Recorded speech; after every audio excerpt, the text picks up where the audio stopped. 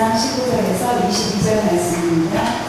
성경은 구약 사회 기초입니다. 나오미가 또 이르되 보라 내 동서는 그의 백성과 그의 신들에게로 돌아가나니 너도 너희 동서를 따라 돌아가라 하니 롯이 이르되 내게 어머니를 떠나며 어머니를 따르지 말고 돌아가라 근본하지 마옵소서. 어머니께서 가시는 곳에 나도 가고 어머니께서 머무시는 곳에서 나도 머물겠나이다. 어머니의 백성이 나의 백성이 되고 어머니의 하나님이 나의 하나님이 되시리니 어머니께서 죽으시는 곳에서 나도 죽어 거기에 묻힐 것이라. 나는 내가 죽는 일 외에 어머니를 떠나면 여호와께서 내게 벌을 내리시고 더 내리시기를 원하나이다 하는지라.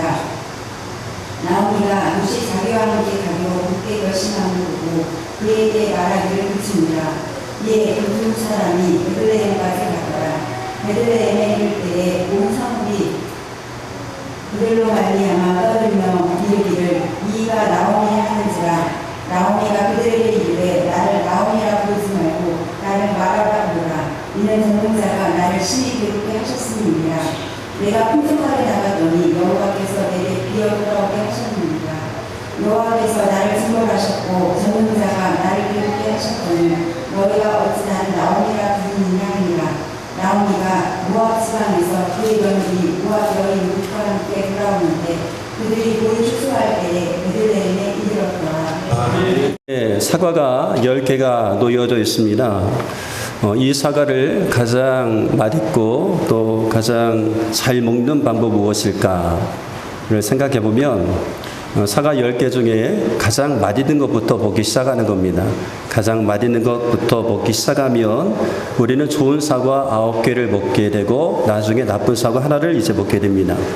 그러나 우리가 사과 10개 가운데 나쁜 사과부터 먹기 시작하면 나쁜 것 9개를 먹고 나중에는 좋은 것 하나를 먹게 됩니다.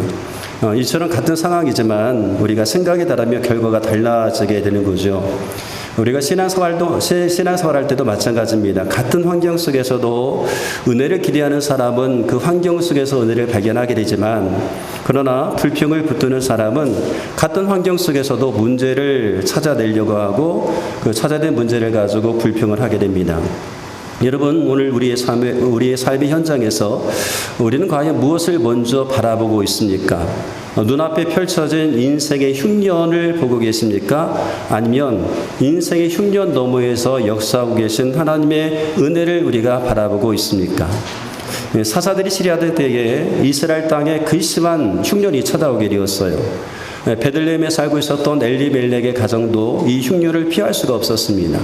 그래서 이 흉년을 피해서 모압으로 가기로 결정을 내렸던 거예요.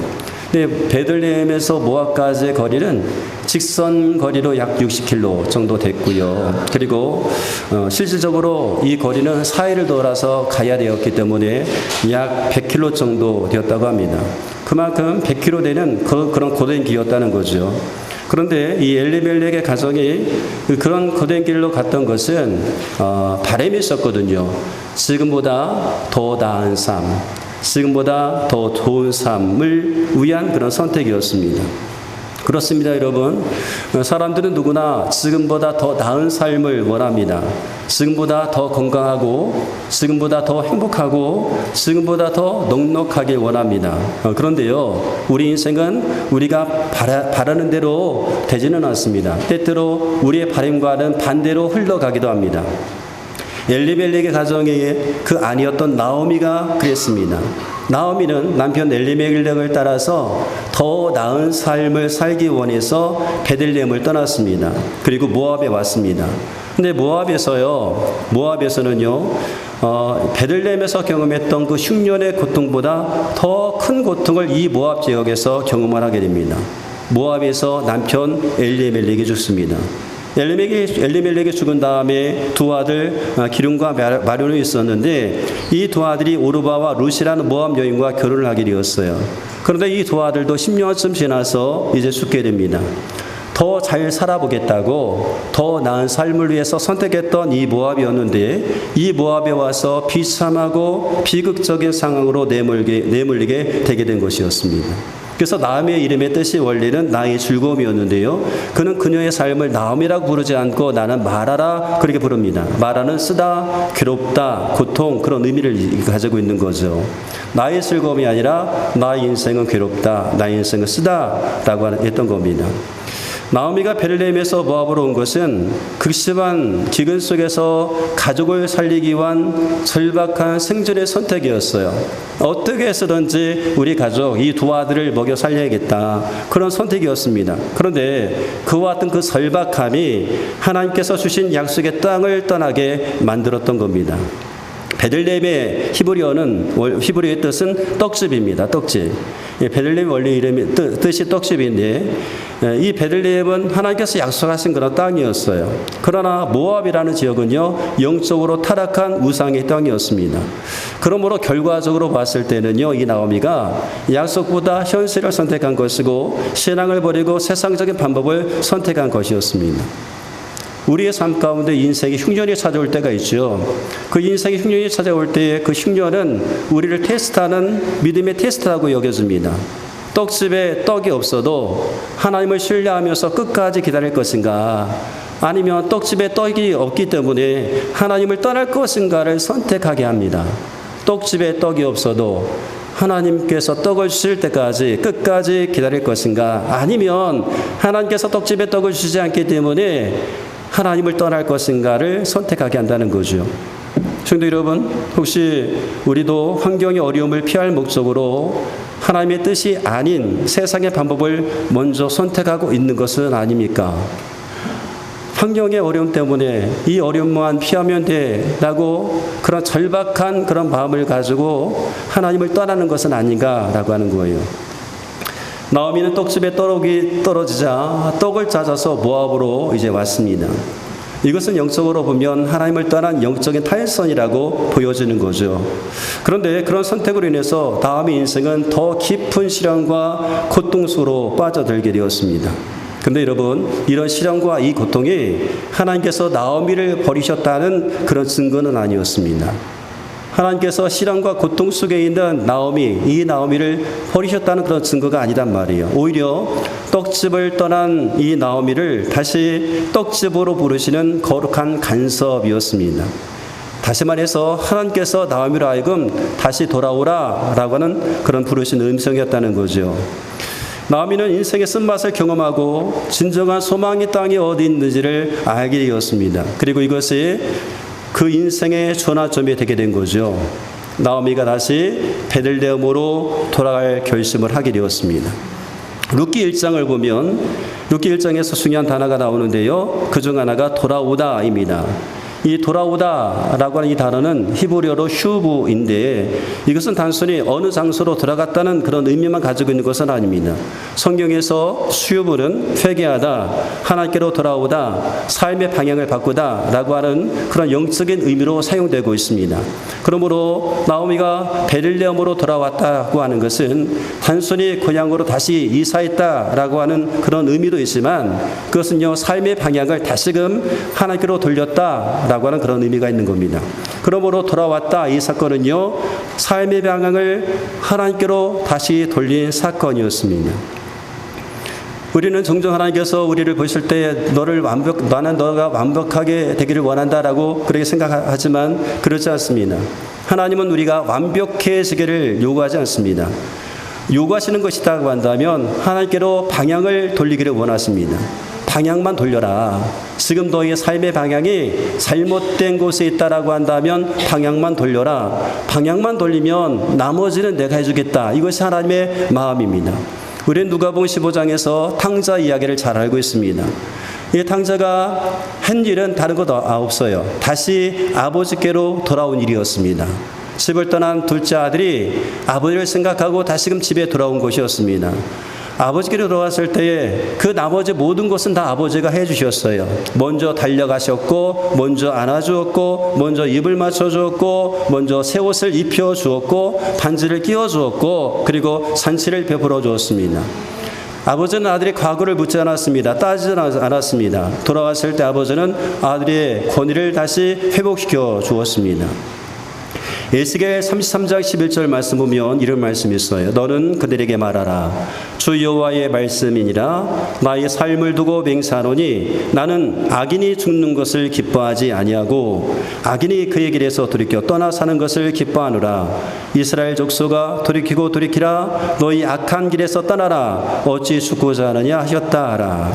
성경의 하나님은 악인이 죽는 것을 기뻐하는 것이 아니라 악인이 돌이켜서 사는 것을 기뻐하신다라고 말씀하고 있어요. 그러니까 하나님의 마음은 심판이 아니라 회복입니다.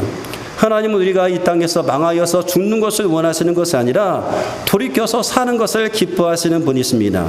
그래서 우리의 삶의 방향을 우리가 하나님께로 돌이킬 때 돌이키면 하나님께서 우리를 고치시고 회복시켜 주시는 거죠. 역대하 7장 14절 말씀 보면 내 이름으로 일컫는 내 백성이 그들의 악한 길에서 떠나 스스로 낮추고 기도하여 내 얼굴을 찾으면 내가 하늘에서 듣고 그들 죄를 사하고 그들의 땅을 고칠지라. 돌아오기만 하면 되는 겁니다. 근데 여기서 우리가 한 가지 더 기억할 것이 있어요.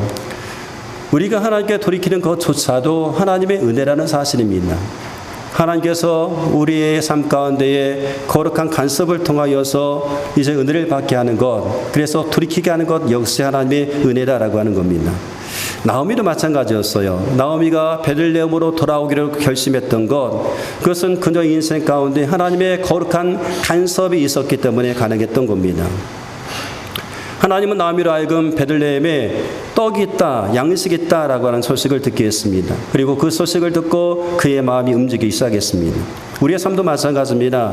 오늘 우리가 예배 자리에 나와서 하나님을 찾고 말씀을 듣고 기도하고 또 다시 하나님께로 돌아오기로 결심했다라고 한다면 그것은 우리가 뛰어나서가 아니라 그건 역시 하나님께서 우리를 먼저 부르시고 기다리시고 붙드신 하나님의 은혜였다는 거죠. 우리가 이 자리에 있는 것이 역시 하나님의 은혜였습니다. 자, 나오미는 베들레헴으로 돌아가기로 결심을 했습니다. 그런데 현실적인 문제 하나가 남아 있었어요. 사보였습니다. 두 며느리였습니다. 나오미는 두 며느리를 불러서 너희들 친정에 들어가서 이제 너희들이 살 길을 찾아라라고 그렇게 이제 말을 합니다. 빈털터리가 되고 늙은 자신에게는 어떤 소망도 없으니 소망을 찾아 떠나라라고 그렇게 이제 이야기했던 거죠.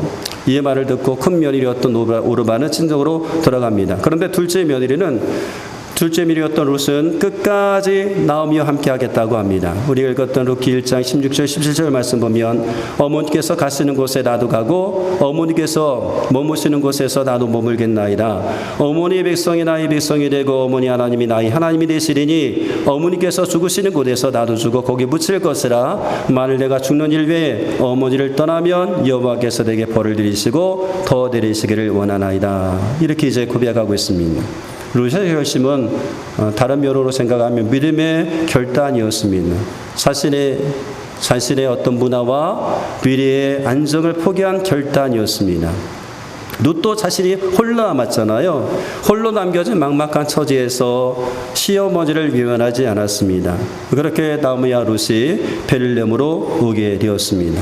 그리고 베들레헴으로 돌아오면서부터 여기서부터 이들의 삶에 엄청난 반전이 일어나기 시작합니다.